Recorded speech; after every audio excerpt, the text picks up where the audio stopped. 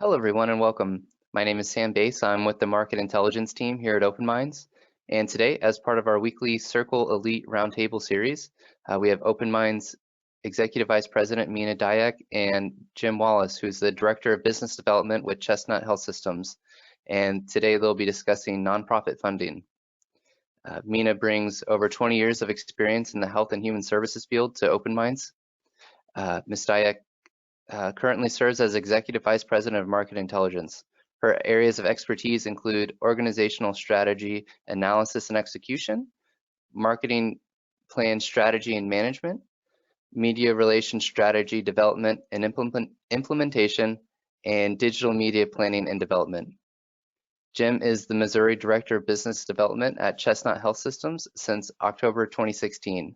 With over 32 years in behavioral health in Missouri, Jim began his career in 1989 as a deputy juvenile officer, working with at-risk adolescents in Pike, Lincoln, and St. Charles counties. He was further employed with the Missouri Division of Youth Services as service coordinator and facility manager. Now, before we get started today, we have a couple of brief housekeeping reminders. One, while you are muted during today's briefing, we are open to any questions you may have. Please feel free to submit those in the question box on the right-hand side of your screen. And secondly, as a reminder, the recording and PowerPoint from today's briefing will be available tomorrow on the Open Minds website. And without further ado, I'll hand it over to Meena. Great, thanks so much, Sam. And Jim, on behalf of Open Minds, we want to thank you for being a part of this event today. We are looking forward to a great discussion with all of you. So what we're going to cover today briefly, I am going to talk about some of the market drivers and what's shaping the health and human services market, and why there is a whole new level of need for new capital for provider organizations. And I'm going to offer some suggestions from the Open Minds team about different ways to raise capital, thinking probably beyond the usual sources that most of us think about when it comes to raising capital.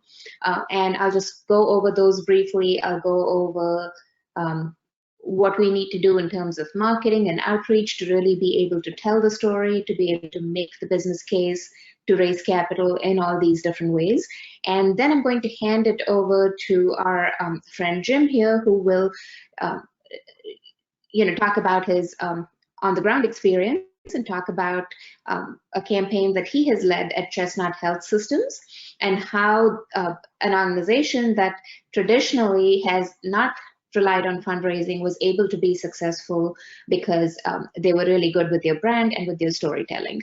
So after that, we are open to questions. Jim, Sam, and I are all looking forward to a conversation with you. And if, as we are going through these options, something occurs to you and you say, yeah, I've got this experience to share, we'd love to hear from you as well after our presentation and during the Q&A portion. So it's not just about asking questions. We encourage you to weigh in with all of your thoughts and your experiences and any pointers that you may have for your colleagues who are also with us on this roundtable. So diving right in, if you have been at any recent Open Minds presentations, including those from Monica Us, our CEO and fearless leader, you have probably heard us talk a lot about these market drivers that are really changing the health and human service landscape. Obviously, life as we all know it is quite drastically different, right? Like than it was 18 months ago. We are feeling it in every aspect of life, right? Like from retail to how we work to how we do business. And obviously the changes on the health and human service landscape are significant. And not all of them, I mean, the pandemic might have accelerated some trends, but not all of these are directly crisis related. These were evolving trends and they really picked up steam during the pandemic. So I am not going to read to you everything that you are seeing on screen, but we do know that the demand for services is going up. There has been extensive media coverage about the fact that there are more people reporting anxiety and depression and stress, and the incidence of substance use and mental illness has gone up significantly. And at the same time, we are seeing rising rates of disability, aging population, we are seeing the occurrence of chronic diseases, we are seeing just more and more people who need help managing those chronic conditions and really more help at home. The health plans are really on, many of them seem to be on a trajectory of consolidating, of even acquiring their own provider organization capacity. So we've seen several instances just in recent months, I would say, of like Aetna has just started a group of primary care clinics. More and more of them are launching digital behavioral health services. Some of them are acquiring their own brick and mortar capacity. So what all this means is there's a lot of competition, right? Like the biggest pain points for health plans are access and engagement. And in order to be able to now cut through the competition that comes from their own systems, provider organizations really need to shore up. Like there's so much more that we need to rise up to. And we're also seeing customer preference, not just for virtual care, which was made popular during the pandemic, but more and more customers want that Amazon one-stop shopping, right? They want their medical, behavioral, and social needs all met in one place. They want a seamless experience, and that is what provider organizations should be thinking about to retain market share and to be able to respond to what's happening in the market. We already talked about the health plans, and this huge amounts of capital have been pouring into digital health in particular, and digital behavioral health especially. It just really tops the charts, if you will. We are seeing new companies, new virtual platforms offering integrated care being started every single day. So the competition is just really coming from all sides. And we're also seeing a lot of investor interest in companies, in organizations serving the complex consumer market. So IDD services, for example, is, I've spoken with several people just in the last few weeks who have outlined a number of reasons why they are very interested in caring for this complex population and providing integrated care for all of their needs. So we are seeing more investment, more mergers and acquisitions, more consolidation. And we are seeing mega companies. Just today, a colleague forwarded me news about the fact that Amazon is expanding its home care services big time, right? So we have Amazon, we have Walmart, we have CVS, we have people who've never traditionally been in healthcare who are all getting in on the game now. And again, that means more competition, and just it's not only the direct competition for, hey, you know, our consumers might go away and might prefer these other channels for convenience, but it's also how all these evolutions and how these new competitors and the technology and the standards that they bring, how they're reshaping the market and how they're really driving up customer expectations, right? If somebody can go into Talkspace and get connected with a therapist in a matter of minutes or few hours, or get a next day appointment and do it all from the comfort of their home, and get all kinds of discounts and deals and be subject to a lot of marketing, they are not as likely to come to the traditional brick and mortar providers. So all of these competitive forces will have a direct impact on traditional provider organizations in the field. And in addition to behavioral health, we are also seeing a preference for virtual primary care. And if you think, hey, this does not affect the consumers that we serve, all of these new digital platforms, all of these new developments are for the affluent, they are for people with mild and moderate behavioral health conditions. Increasingly, that is not true. About a couple of months ago, we heard that one of the big digital behavioral health companies, Ginger, just partnered with one of the health plans in the DC area to serve their Medicaid population with digital health options, with a full suite of digital tools and virtual care. So we are likely to see more and more of this. We are definitely seeing the revolution impacting both the Medicaid and the Medicare populations. So the essence of what I'm trying to say here is that the competition is fierce. to say the least, right? And all of this requires that in order to be able to survive and thrive in this fiercely competitive landscape, it cannot be a business as usual mindset, right? Provider organizations are going to have to think very hard about how they can expand, scale, upgrade, and grow everything from infrastructure to technology to operational systems in order to be able to stand up to this competition. And that in turn leads to thinking about what do we really need for sustainability in the next normal. And again, our team at Open Minds, we believe that being ready for whatever is coming next and for this volatile market actually involves two big areas: efficiency and resiliency. So we recommend that provider organizations really focus on building their core systems and processes so they're functioning at the highest level of efficiency, and that they develop resilience, that they remain flexible, adaptable, and respond to all these changing market conditions that we are talking about. But if you look at what's listed in each of these buckets, right, efficiency, resiliency, so many of these factors likely involve some sort of upgrade of current systems or a huge outlay of capital. Take, for example, the first piece under efficiency being metrics driven, right? To really invest in a metrics-based management system with reporting capabilities, with analytic capabilities, with dashboarding capabilities, that in itself could be a significant capital investment, which is much needed to be able to survive in this new era, right? Talk about service line diversification, talk about new service lines, which may be necessary because current revenue streams may be dwindling. That obviously requires a significant investment in infrastructure. So most of the things that we are thinking about for the future likely involve some form of capital outlay. And these needs might surpass anything that we have seen in the past. Many of you have probably gone through different kinds of expansions. I am sure that at the time you had to install and upgrade your electronic health record system. There was significant capital needs for that, but just sort of the need to respond to whatever is happening in the market has really driven up that need for capital so much more than we traditionally thought. And in order to be able to raise this capital, provider organizations cannot really be limited by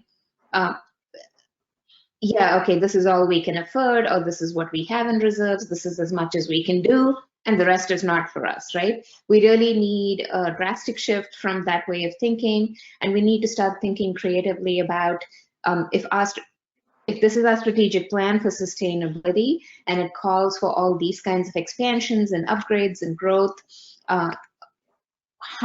what kind of capital is needed, and what are the different ways in which we can go raise that capital, right? Like it might involve going down paths that we've never gone down before.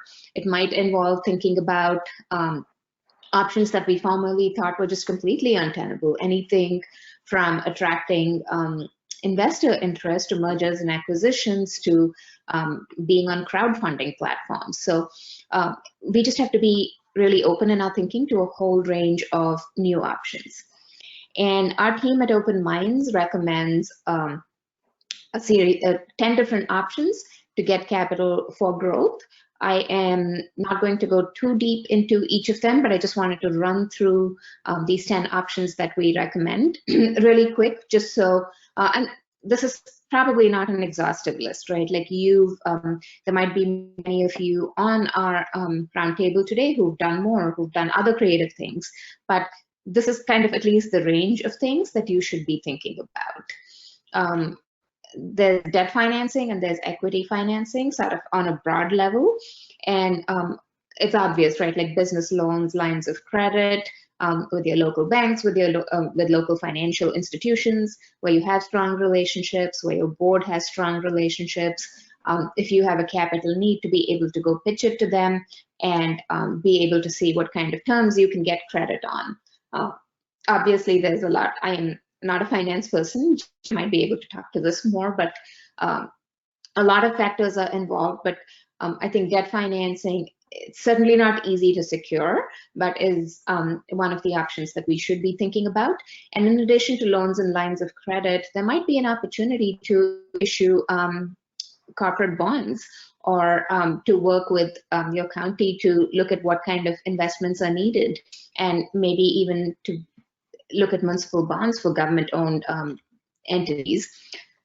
And moving to the other side, looking at equity financing, increasingly, I mentioned that one of the market drivers we are seeing is increasing private equity interest in behavioral health and in the care of consumers with intellectual and developmental disabilities. So we at Open Minds would strongly encourage you not to rule that out as an option. If there is a need to scale up, maybe there is no harm in actually being open to a relationship and talking to potential investors.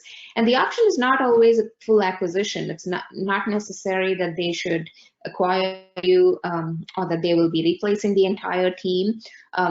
It's interesting how if you find the right investor whose values are aligned with yours, where they are equally concerned about both mission as well as the bottom line, how much they can bring to really help you upgrade, how much they can do in terms of bringing in that capital that is needed to be able to help you serve more people and to be able to help you provide quality care.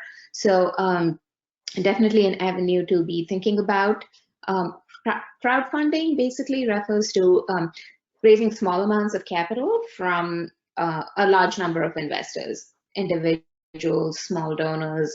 So it could be that you have a specific campaign, a capital campaign that you want to launch, and there are all kinds of digital platforms. And I'm not just thinking GoFundMe here. It could be there's number of platforms that actually help you raise equity through crowdfunding.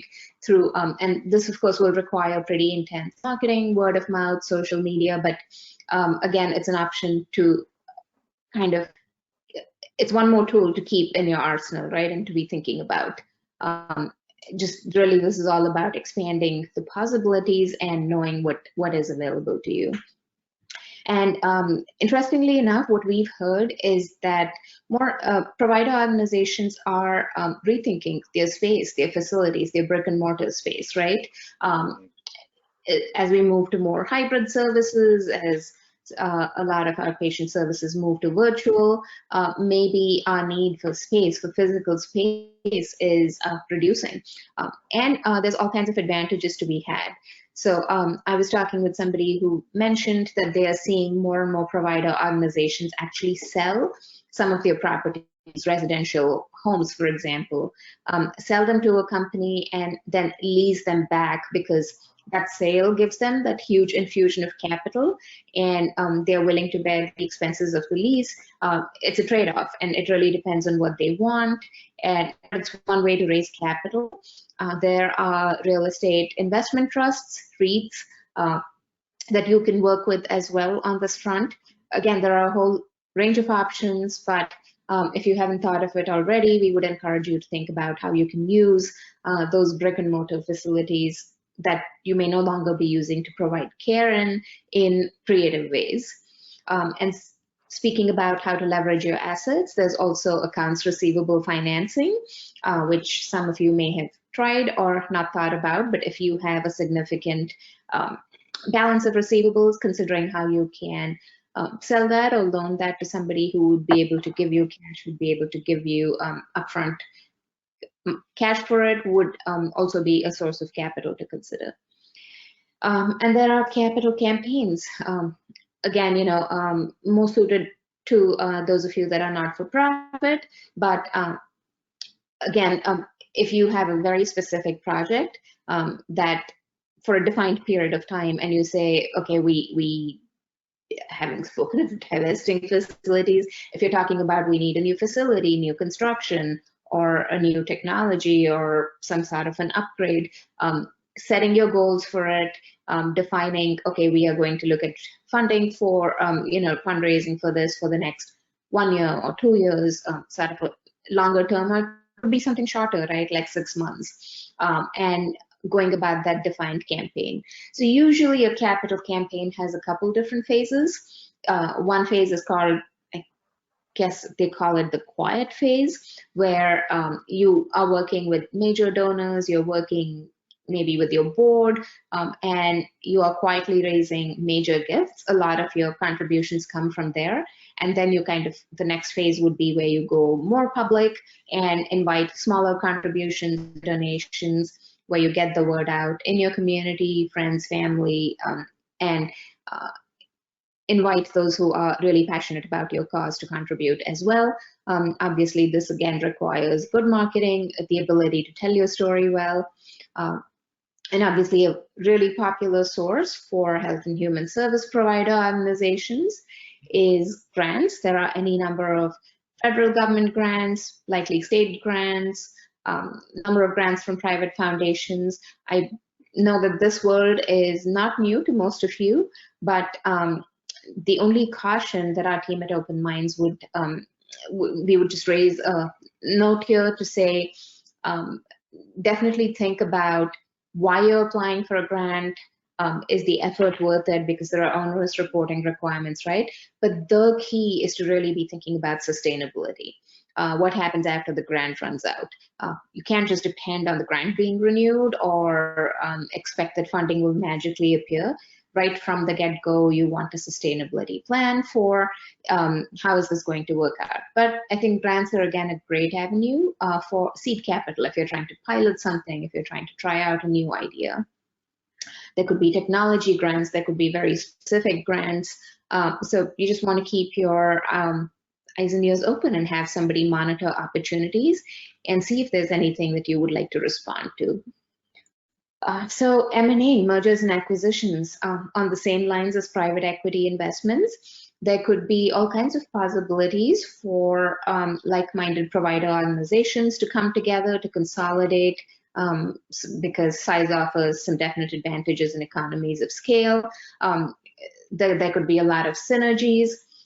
It could really be a win-win situation, right? So thinking about what definitely keeping your eyes and ears open and not being close to possibilities and not thinking that this would mean the end of your mission, I guess, is what is important in this situation. And then there are joint ventures, again, where it does not involve a takeover of assets, where it's not about an acquisition or a merger or one entity acquiring another, but where there's an equal partnership. You know, there are a couple of two or more entities that come together to work on a specific project, and that are able to split both the expenses and any benefit from that project while their individual assets and the rest of the entity remain separate. So a whole lot of possibilities, and I'm not going to pretend to be the expert on any of these, but we just want to, again, encourage you to keep all of these options in mind.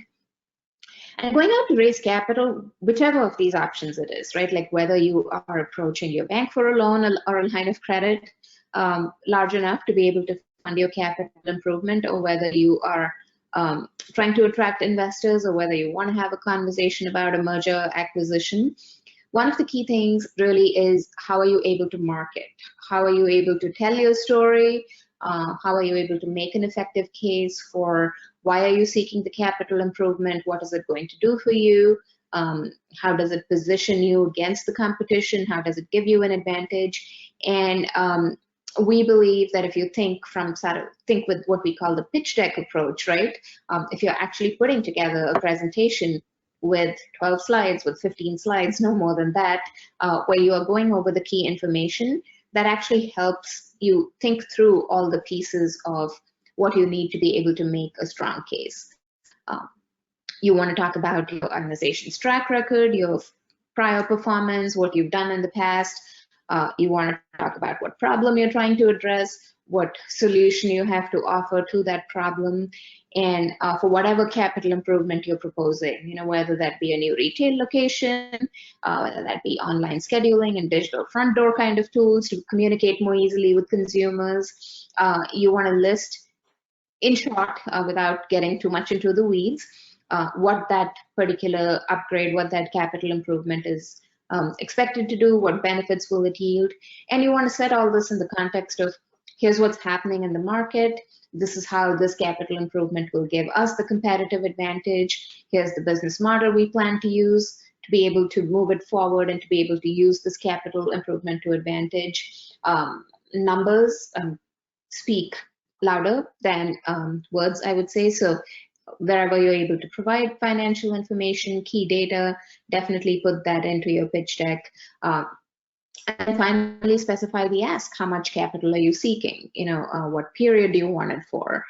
What is the expected return? And be succinct, but be very clear. So thinking through all of these steps and talking about what kind of experience you have, the team you have that's going to come in and leverage this capital improvement you're proposing, all of that is really important.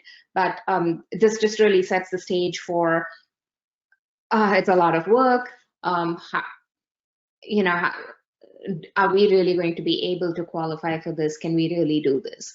So we would encourage you to think through your strengths, to think through your needs, and to be able to articulate them, and to at least begin to have conversations, right? Like to identify which of these options might be suitable for you, but definitely to be thinking big and not just to be thinking against your current limitations. So in that vein, we've had some interesting behind the scenes conversations with Jim Wallis from Chestnut Health Systems. And Jim talked about how Chestnut, which has been a traditional provider organization, actually was able to make some great inroads into fundraising, donor contributions, because they did a great job with their marketing and with their branding. They did a great job with exactly what you're seeing on screen today, with being able to tell their story in a unique and appealing way and encourage people to give to their cause. So without further ado, I'm going to ask Jim to do a deeper dive into that fundraising aspect, and then we will both come back and be glad to talk with you. All yours, Jim. Thank you, Meena, and thank you for Open Minds having me today and getting to work with you again. A couple of things that struck me in your slide deck that you just conveyed to the group is, pre-pandemic, we have a lot of bricks and mortar in our Illinois programs across the state, and the issue was no room, no room, no room. And now that we're coming out of the pandemic, we have so much room, and what are we going to do with all of this room? So it really ties to that shifting landscape, even throwing a pandemic in. And the other issue that you mentioned was the grants. With workforce being so hard to come by now, if you have a great grant to go for, but it takes 15 new licensed staff and those aren't out there, do you really want to go for that? So we're revamping our grant process in real time actually right now. So and I was reflecting just with the shifting landscapes, the reason that I'm here at Chestnut and 32 years in the behavioral health business, and over half of those working for substance use, mental health, and integrated care programs. The reason I'm at Chestnut now is really because of a 2015 Open Minds marketing strategy analysis that said 7 years ago, you all better be thinking about making your business development and your marketing programs at Chestnut more robust because other people are. And so about a year later, I got this job. So thank you, Meena, and Open Minds, and I love it. So I'm having the time of my life. But just to give you a real quick overview of Chestnut, we're primarily in Illinois. We've been a not-for-profit organization that Joint Commission accredited.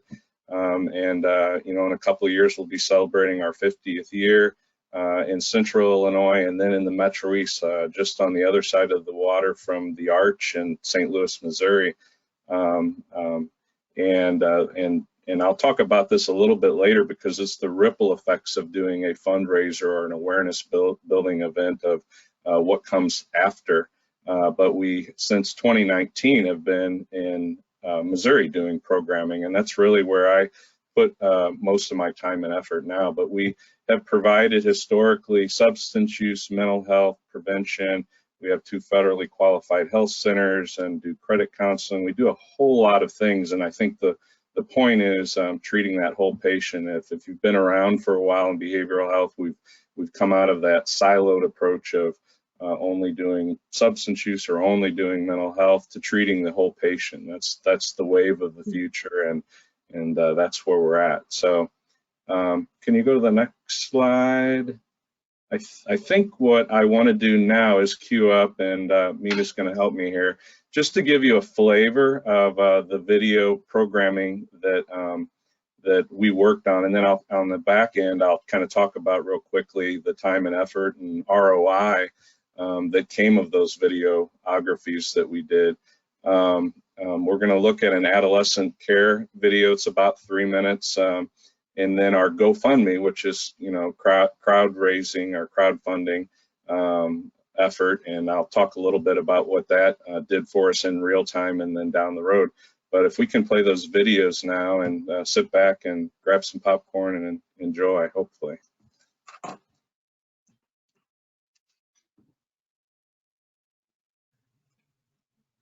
Did you see the last video, or was that a radio version? I didn't see it on my screen, I just heard it.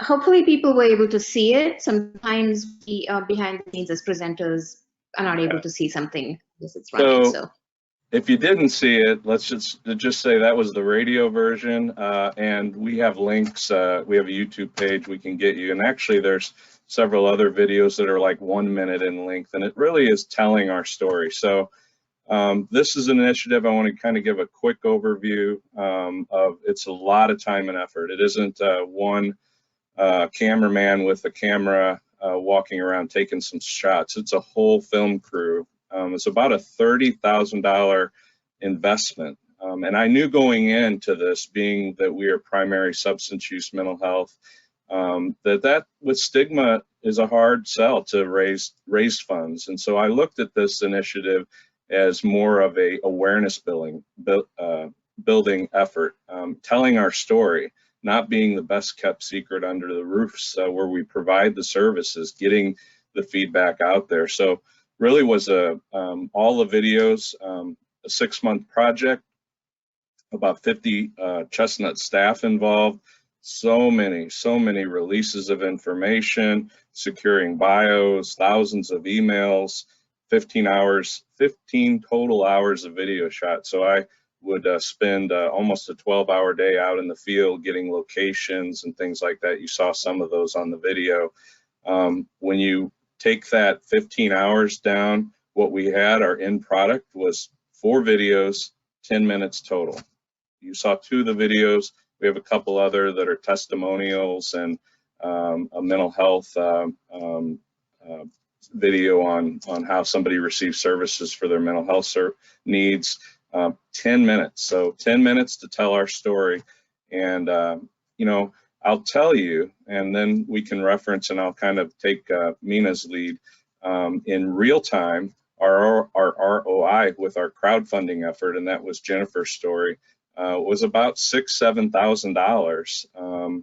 We had a goal to raise $10,000. We knew we wouldn't probably secure our entire investment back in terms of the video production, again, which was about $30,000.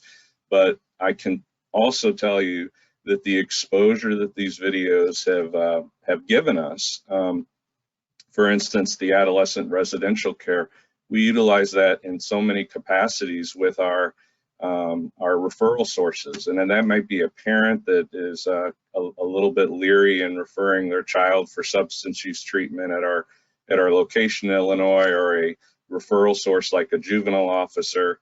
Hey, I've got a link, check out this video. Actually, the director of our Maryville program is in the video. That was Darren Kopp, and he's seen in the video, this is our facility. So it let us tell our story. And the challenge is connecting those dots and being able to say, because of this video, because of this exposure, because of this effort, we were able to raise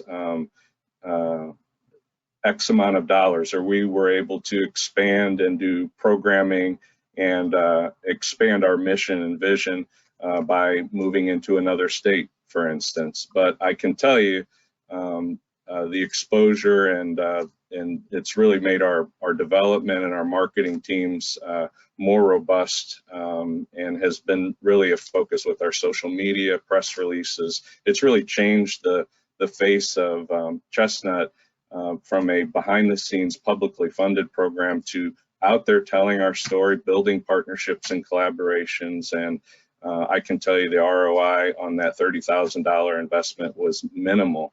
I'll also really quickly tell you that because, and this is my example with the stigma with substance use and mental health, there are videos. I can share those with you after the fact, or if you reach out and connect with me. That What Matters Productions, and that was the team out of Chicago that did our videography.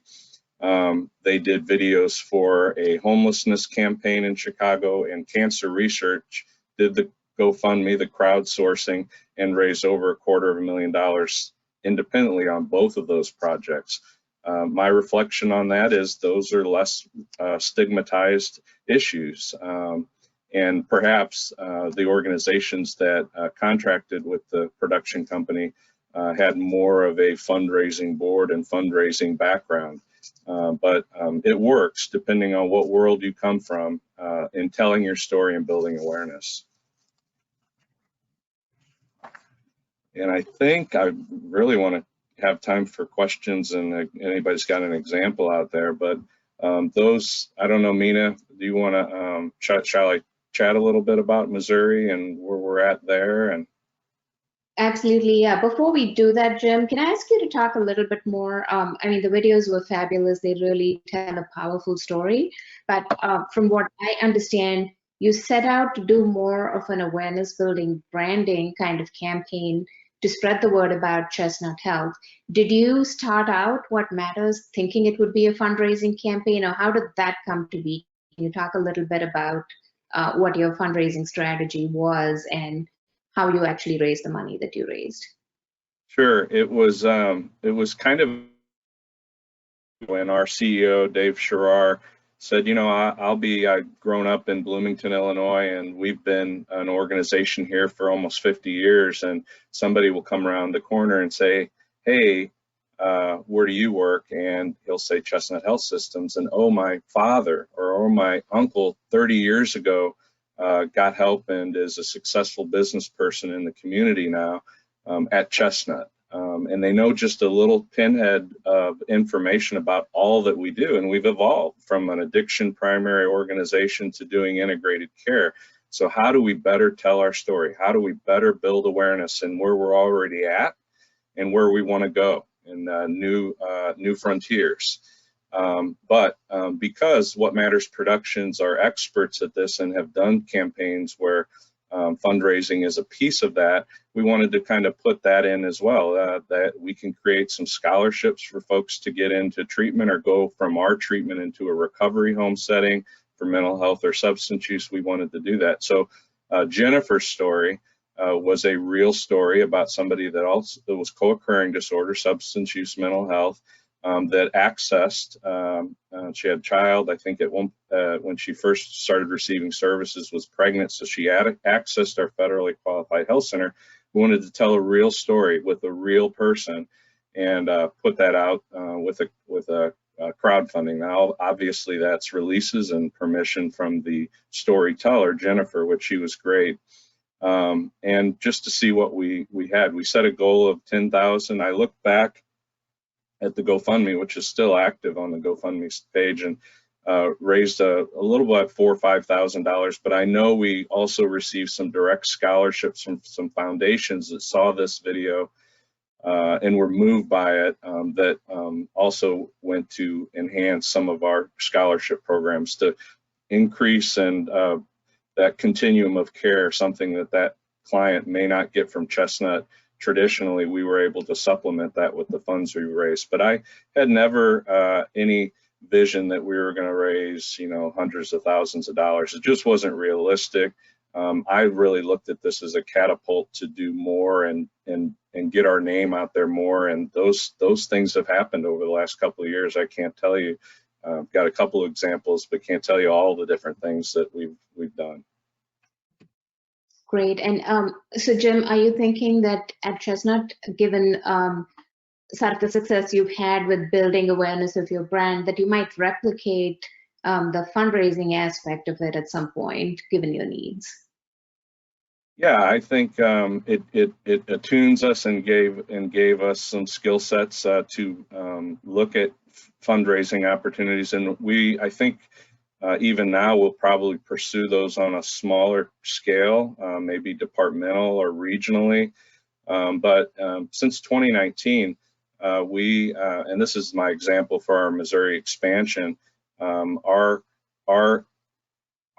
agency in Illinois was approached. Somebody from Missouri, a foundation came over from Missouri and asked us to apply for funding because they heard about our story from partners and collaborators that we worked with in Missouri, that we shared these type of video storytelling models to. So the last 3 years, we've had $1 million a year for 3 years to start up a new program over in the St. Louis metro area. And that's only growing as we kind of build those sustainable streams and make sure we get certification and contracts in place in Missouri. And I believe truly that some of that outreach by another state was because we did a better job of telling our story and building awareness, and we weren't the best kept secret anymore. Really connecting those dots and being able to show that timeline, it can be challenging, but in 32 years, that I'm a believer, you have to tell your story to get those funds. You can't be a secret. You have to have those champions and those raving fans, and that's what we did with this project. Great. And Jim, I think you're making another really excellent point here about your standing in the community and the relationships that you've built, because whether it's with trying to attract investor interest or trying to think about a potential merger or acquisition, over and over again, what I've heard from provider organization leaders, from investors, is that it's all about the relationship, right? And if you are going out seeking capital, whether it's through the equity route, the debt route, the fundraising route, ultimately you want to be able to build relationships with your target audience, right? Whether that's an individual, a foundation, the community at large, and the awareness piece and the relationship piece, those are like my big takeaways. I'm going to see if Sam, did you have any questions that have come in at this point that we should address before we have Jim quickly talk about his other effort in Missouri? Hi, looks like we don't have any questions in from the audience right now. We can use this as a cue to remind them. Please submit any questions you might have on the right-hand side. Looks like we have a few minutes to answer any. So we can pass it back to Jim. Sure, and as I said, Sam, I'm open to, and please feel free to provide my email address for anybody that tunes into this now, that's on now or comes on later. I'm glad to share. I do agree with Meena. It is all about relationships, and it is all about not ignoring that inconsequential stranger that's in the corner of the room. You need to kind of create those partnerships and collaborations, and then who knows where it goes. But I'll say with our Missouri effort, and I'm here focused on our Missouri programming and growth now 100% over a Missouri resident, so that's really good for me. But the video stories that we have, whether it's the 4-minute fundraiser or the quick minute testimonial from a client or a employee, that's in my tool belt now. So yeah, I make outreach with a new relationship or a new funder or a new referral source, and I can have those conversations via email or a quick phone call. But I also can show, and I think a picture or video says 1,000 words, as our adolescent residential programming video showed. And that gives us an enhancement to where I may have that conversation, share some information, they then share, our story with someone else, and then somebody from left field's reaching out to me I never expected. And we've got some grant opportunities in the hopper right now with some federal grants that we can quickly build that partnership and collaboration just by having more tools in our tool belt to tell our story, build our awareness. And those funds, while they may have came in slowly on the crowdsourcing, I think the ROI paid for itself exponentially with some of the other opportunities, grants, and foundation awards that we've received over the last 3 or 4 years. Great.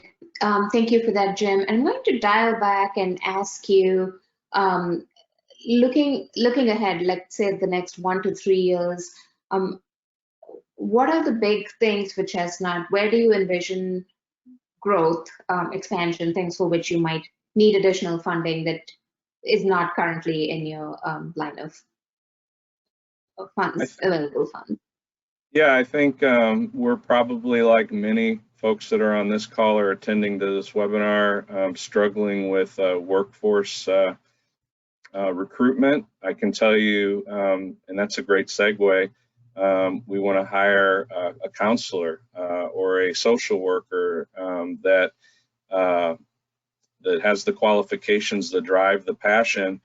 How do we tell our story to get the attention of that social worker or counselor, because there's 50 other agencies out there trying to recruit them as well. We have this in our toolbox to say, hey, this is an example of what we're doing and the impact that we're making.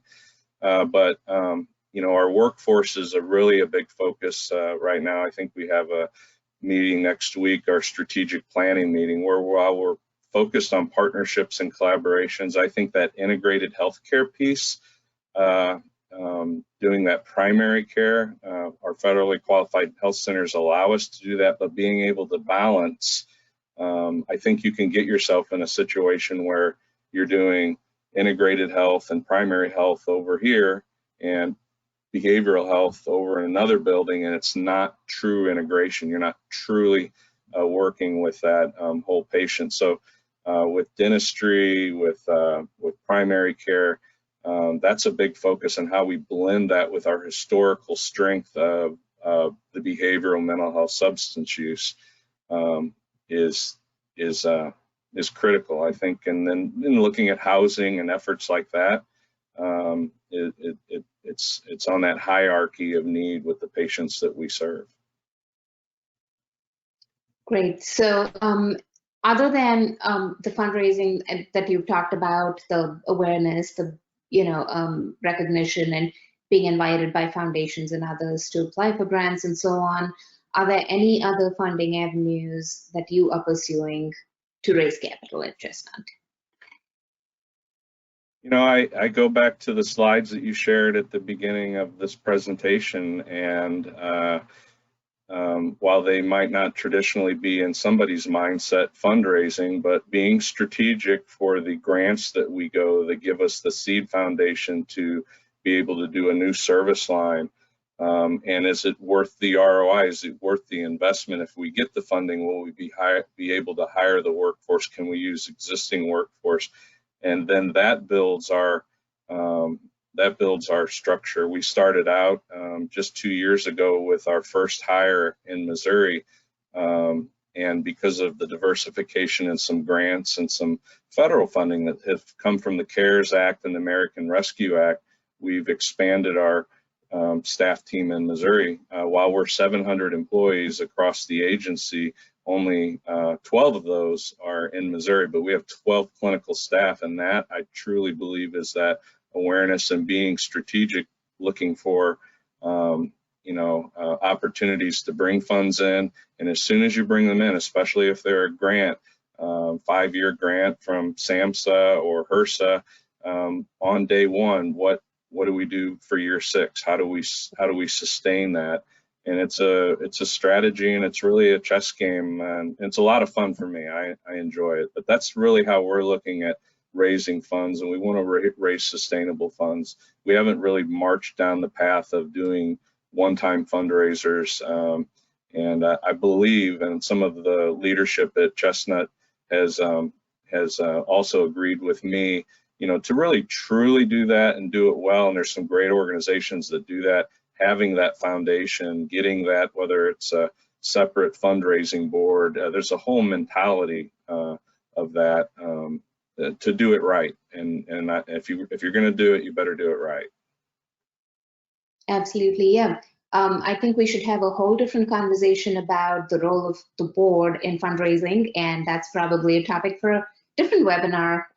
Sam can take it away. So, yeah, thank you so much, Jim. That has been really insightful, and thank you for inspiring everybody on the webinar today and others who will watch the recording later to really focus on building awareness, building the brand, building those community relationships, because you never know what it can bring. Sam, with that, I'm going to hand it back to you in case you have any wrap-up remarks. Okay, perfect. Yeah, well, first want to say thank you, Jim and Meena, for your time today. It was a really great conversation. Thanks everyone for joining us. As a reminder, the recording and PowerPoint from today's presentation will be available tomorrow on the Open Minds website. I'll make sure to include Jim's email and the links to all the videos so you can have access to those.